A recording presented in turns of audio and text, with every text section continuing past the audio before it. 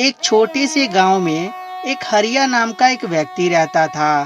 कहने के लिए तो हरिया का एक किराना का दुकान था, परंतु केवल नाम का था, क्योंकि किराने की दुकान में राशन नाम की कोई चीज नहीं थी। हरिया के पास इतने पैसे नहीं थे जिससे वो अपनी दुकान में राशन लाकर फिर से भर सके। एक दिन हरिया अपने दुकान जाने के लिए तैयार होता है, तभी उसकी पत्नी बोलती है, आखिर में कब तक चलेगा हरिया ये सब? और रोज सवेरे दुकान एक आशा लेकर जाते हो, परंतु निराशा होकर वापस लौटते हो। क्या तुम्हें नहीं दिखाई दे रहा है कि गांव में सबसे बुरी हालात हम ही लोगों की है? अब क्या करूं नेहा, तुझे तो पता ही है कि मेरी किस्मत ही फूटी हुई है। रोजाना मैं दुकान पे जाता हूँ कि कुछ सामान बिक जाए, परंतु बिकता ही नहीं, और जिसके कारण से निराशा ही हाथ लगती है।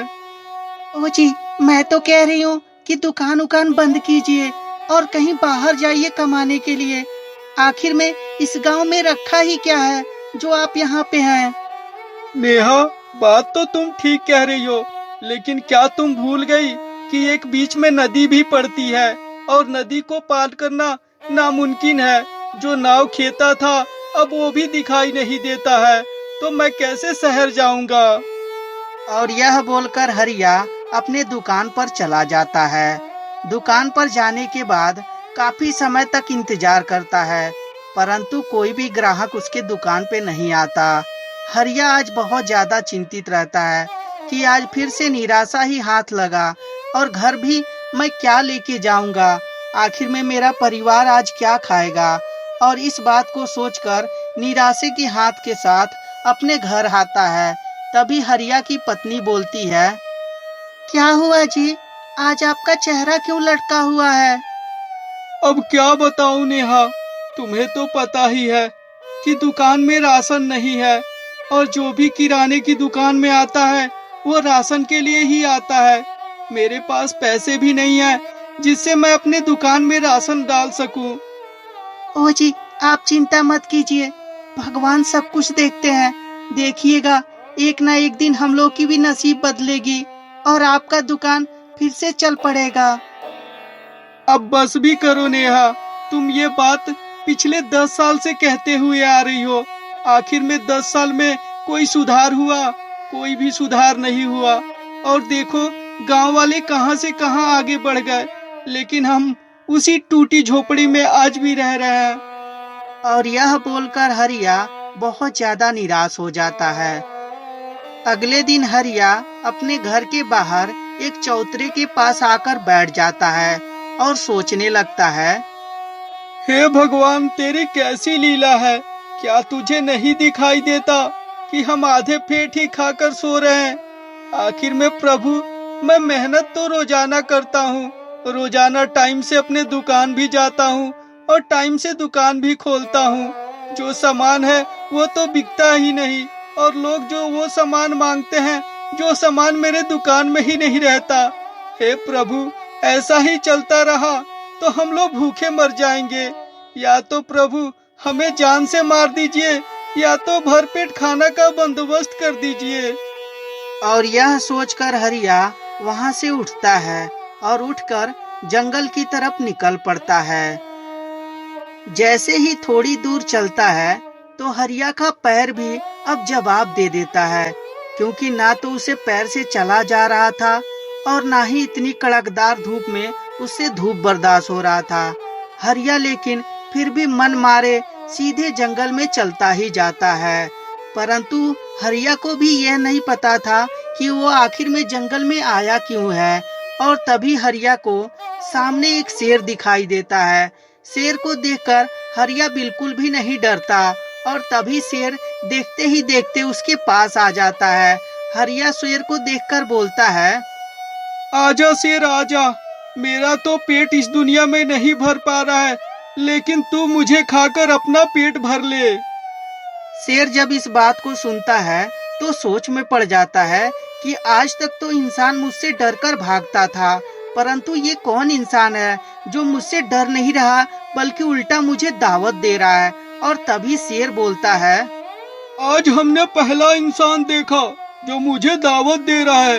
हे इंसान, आखिर में तेरी परेशानी क्या है जो तू अपना जान देना चाहता है? अरे शेर भाई, आप बोल भी सकते हो? मुझे विश्वास नहीं हो रहा, कहीं मेरे कान तो नहीं बज रहे? अरे नहीं नहीं, बिल्कुल नहीं, तुम्हारा कान नहीं बज रहा है। मैं तुमसे पूछ रहा हूँ, क्या तुम्हारी मजबूरी है? क्यों तुम मेरा भोजन बनना चाहते हो? अब क्या बताऊं शेर भाई, मेरी जिंदगी तो झंड हो गई है। मेरे घर में खाने के लिए राशन तक नहीं है, और ऐसे में मैं अपनी पत्नी को रोजाना आधे पेट ही खिला पाता हूँ। ऐसी जिंदगी जीने से तो अच्छा है कि मैं मर ही जाऊं। शेर जब यह बात हरिया की सुनता है तो शेर अपने असली रूप में आ जाता है। असल में वो कोई शेर नहीं बल्कि एक परी रहती है, और परी अपने रूप में आकर बोलती है, तुम्हारा बहुत बहुत शुक्रिया। आखिरकार तुमने मेरा श्राप मुक्त करा दिया। कुछ समय पहले की बात है, एक ऋषि मुनि ने मुझे श्राप दिया था और कहा था कि मैं तब तक शेर बनकर रहूंगी जब तक कोई इंसान अपना दावत नहीं देता। लेकिन वो तुम पहले इंसान हो जो मुझे दावत दिए, इसीलिए मैं तुम्हारा आभारी हूँ। इस बात को जब हरिया सुनता है तो सोचता है कि आज कम से कम मैं किसी के तो काम आया। और तभी हरिया बोलता है, आज पहली बार किसी ने मेरी तारीफ की, मुझे बहुत अच्छा लगा। आज से पहले तो मैं नालायक और नकारा ही था। तुम्हारा बहुत बहुत शुक्रिया मेरी तारीफ करने के लिए। अच्छा, मैं चलता हूँ। और यह बोलकर हरिया वहाँ से जाने वाला ही रहता है। तभी परी बोलती है, अरे अभी तो तुम बोल रहे थे कि तुम्हारे घर में खाने को 2 दाना अनाज तक नहीं है, और तुम मुझसे बिना कुछ लिए ही वापस जा रहे हो। और यह बोलकर परी पैसों से भरा एक पोटली हरिया को दे देती है। हरिया पैसे की पोटली लेकर बोलता है, अरे परी जी, इसकी क्या जरूरत थी? आखिर में मैं ये कर्ज कैसे चुकाऊंगा?